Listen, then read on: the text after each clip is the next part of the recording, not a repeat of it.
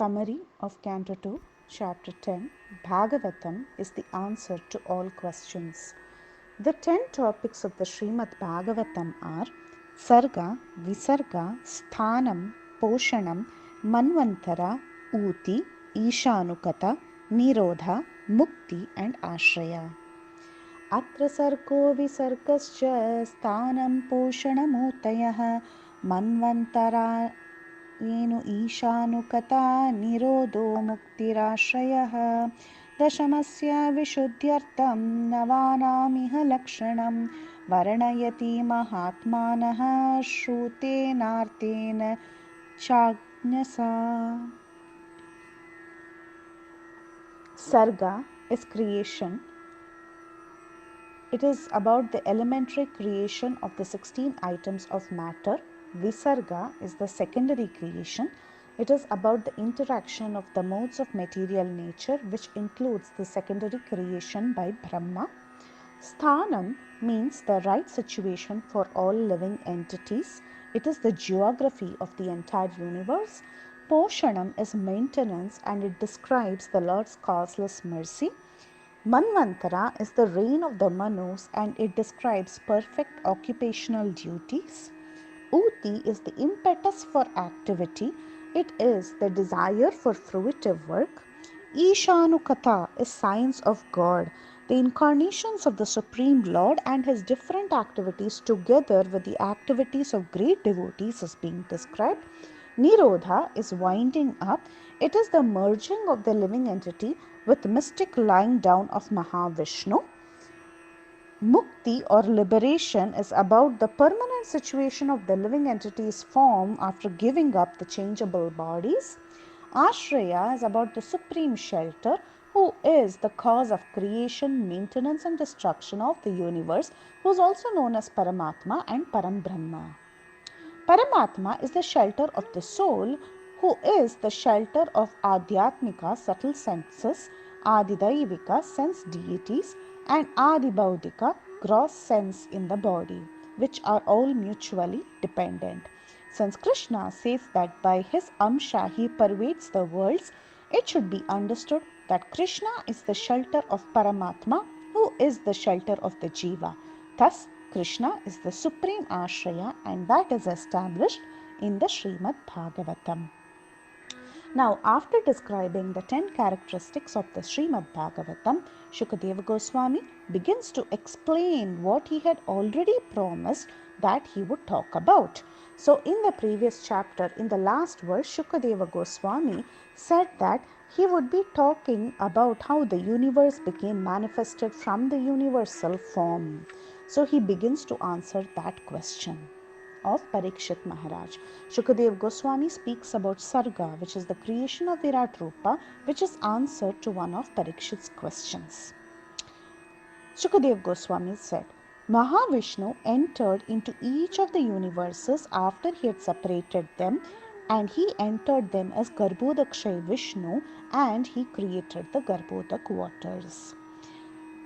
This Lord is also called as Narayana because he dwelled for many years on those waters which are known as Nara because they were created from himself who is the Nara.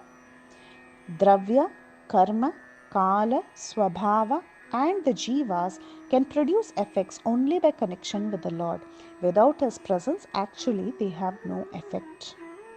The Lord, desiring to manifest varieties of living entities, generated the seminal symbol which is called as Viryam, which is golden in hue, Hiranmayam, through his external energy. His potency divides into three called as Adidaivam, the controlling entities, Adhyatmam, the controlled entities and Adibhutam, the material bodies. From the ether within the body of the universal form arose Ojas, Sahas and Balam. From that arose the best life air called as Sutra. Sutra is a portion of the Mahat Tattva with a predominance of Rajoguna. The senses became active following after the action of the Sutra and became inactive when the Sutra becomes inactive, just as servants follow a king. Now the creation procedure is explained.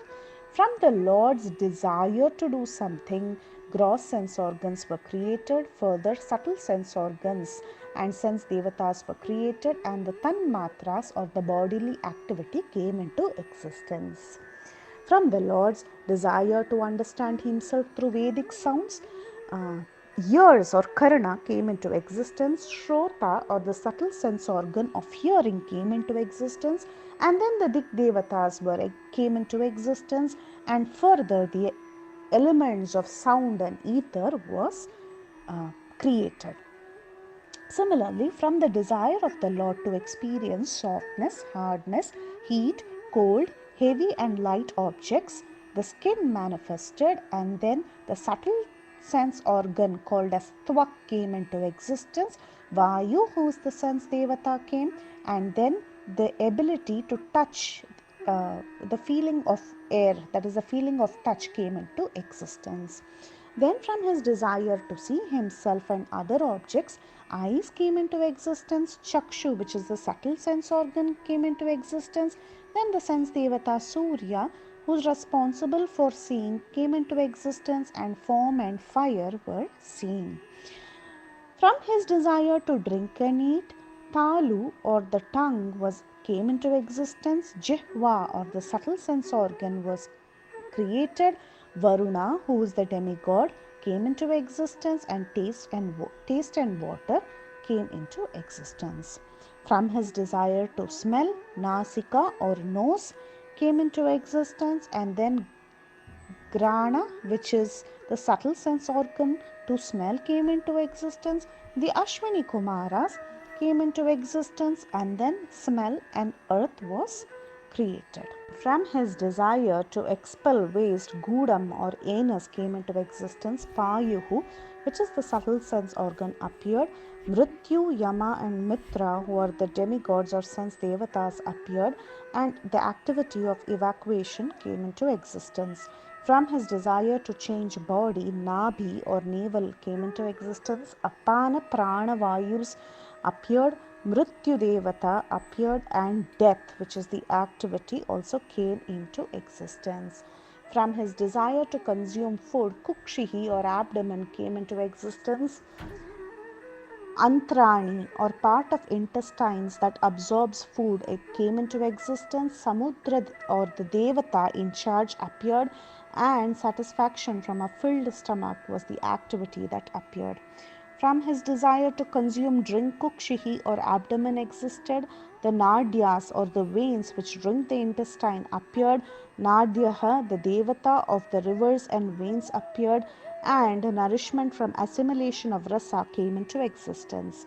From his desire to contemplate his Maya and its created objects, Hrudayam appeared, and the subtle sense organ of Manas appeared, and the sense devata Chandra appeared, and the determination and desire came into existence. Further, the dhatus and prana were created.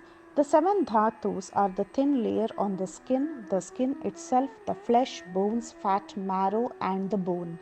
These are made of earth, water, and fire. Prana is made of sky, water, and air. The senses gravitate to sense objects. The sense objects appear attractive because of false ego. The mind sustains all changes, and the intelligence consists of the power of discrimination.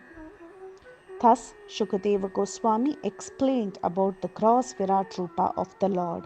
Beyond this gross form is a subtle form which is invisible, without beginning or end, and beyond the expression of words and mental speculation. The wise do not accept both these forms of the Lord, as they are only composed of matter. Next, Visarga is explained. The Lord, though not performing material actions, accepted the form of Brahma and performed actions for creating the forms and activities of the living entities. Creation. All species like the Prajapatis, Manus, Devatas, humans, animals, reptiles were all created by the Lord through Brahma based on their karma. Modes permute to give many species. The three modes create different living creatures, demigods, human beings, and hellish living entities. These three types of beings are again divided into three when each guna is mixed with the other two. Maintenance. The Lord, in the form of Vishnu, maintains the humans, animals, and the demigods and reclaims the conditioned souls through various incarnations.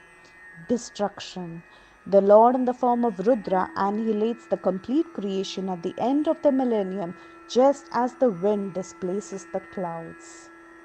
Some devotees appreciate the Supreme Lord in his role as the creator, whereas the greater devotees appreciate him not just as a creator but also as one who enjoys spiritual pastimes.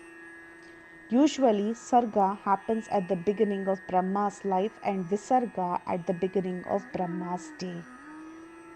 Shukadev Goswami said that he would later, in Canto 3, describe about the measurement of time. Shaunaka Rishi then enquired about Vidura Maitreya Samvada.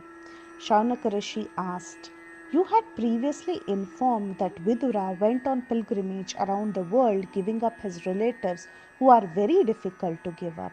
So please tell us about the Vidura Maitreya Samvada, the reason for Vidura's giving up his family and why he again came home, the activities of Vidura on his pilgrimage." At that time, Suta Goswami said, "Please listen attentively as I explain to you the very subjects explained by Shukadeva Goswami in answer to Parikshit's enquiries." Just as Shaunaka Rishi asked Suta Goswami about Vidura Maitreya conversation, Parikshit also inquired to Shukadeva Goswami about it. Thus, the second canto summaries are complete. Hare Krishna.